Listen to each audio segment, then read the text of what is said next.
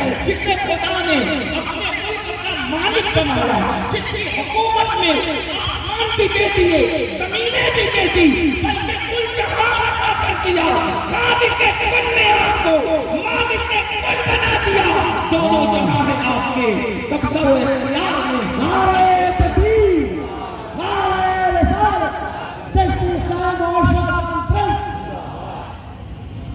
اللہ کے رسول ایسا ذات والا رسول، شان والا رسول کہ رسول بھی رسولوں میں بھی کوئی ان کی طرح نہیں ہوا، بلکہ میں بدوئی اور گرد نواز سے آنے والے بھائیوں کو پہلے یہ بات بتا دوں کہ ہم رسول اللہ کے امتی ہیں الحمدللہ۔ ہم ہی صرف حضور کی امتی نہیں ہیں، یہ صرف میرے نبی کی شان ہے بس۔ اگر آپ کی توجہ میری طرف ہے آپس میں بات نہ کریں، غور کریں، یہ صرف اپنے نبی کی شان ہے کہ کوئی ایک نبی دوسرے نبی کا امتی نہیں ہوا۔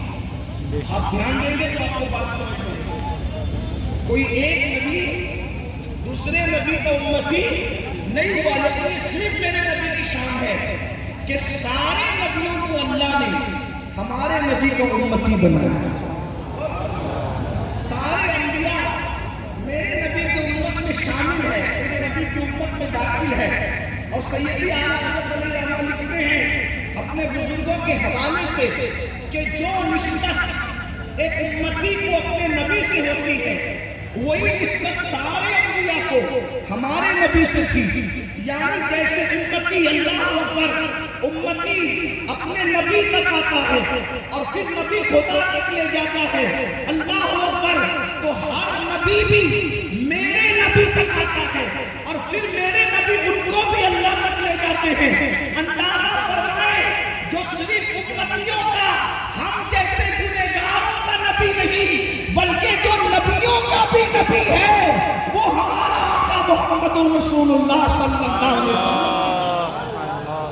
اسی لیے یہ بات اس شروع میں آپ کو بتا دوں کہ ہمارے مرشد تارک السلطنت قطب الکبریٰ سیدنا محبوب اشرف جہانگیر سلطانی رضی اللہ تعالیٰ عنہ فرماتے ہیں کہ میں کسی چیز پر فخر نہیں کرتا۔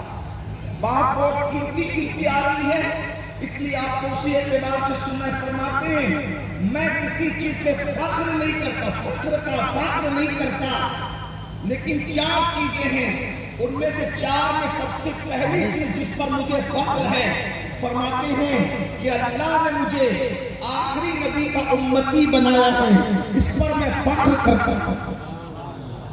آپ کو بات سمجھ میں نہیں آئی ہوگی لیکن یہ بات میں آپ کو تھوڑا سمجھاؤں۔ وہ امام حسین کی اولاد میں ہیں، سید ہیں، لیکن اولاد حسین ہونے پر فخر نہیں ہے، انہیں شکر تو ہے، فخر نہیں۔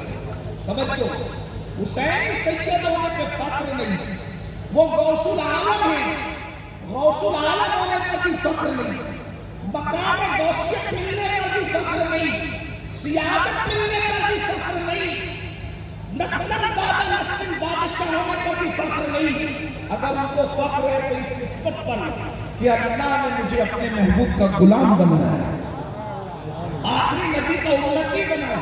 آخر مخدوم صاحب سے کوئی سیکھے تو صحیح کہ حضور کا امتی ہونا کیا منصب ہے، کہ وہ مقام غوثیت میں فخر نہیں کر رہے ہیں، وہ حسینیت بلکہ حسینی سید ہونے پر شکر ہے، مگر فخر نہیں کر رہے۔ اگر فخر کر رہے ہیں تو آخری نبی کا امتی ہونے پر فخر کر رہے ہیں۔ اس کا مطلب یہ کیا شرف ہے، 70 انبیاء کرام نے دعا کی تھی کہ اللہ ہمیں آخری نبی کا امتی بنا دے۔ 70 انبیاء نے دعا کی تھی، ان 70 نبیوں میں حضرت موسیٰ بھی ہے، حضرت عیسیٰ بھی ہے، ایسے ایسے پیغمبر دعا کرتے رہے کہ اللہ ہمیں آخری نبی کا امتی بنا دے، لیکن اللہ نے بن مانگے مجھ جیسے گنہگار کو اور آپ جیسوں کو بن مانگے بغیر دعا کے آخری نبی کا امتی بنایا۔ اگر آپ اس نسبت کو سمجھ سکتے تو سمجھے۔ لوگ کہتے ہوئے نظر آتے ہیں نا کہ فلاں آدمی مقدر کا سکندر ہے، یاد کیا وہ سکندر ہے اپنے مقدر کا؟ میں نے کہا بھائیو، یہ لیے کہ سکندر کے مقدر میں آدھی سے زیادہ دنیا آئی.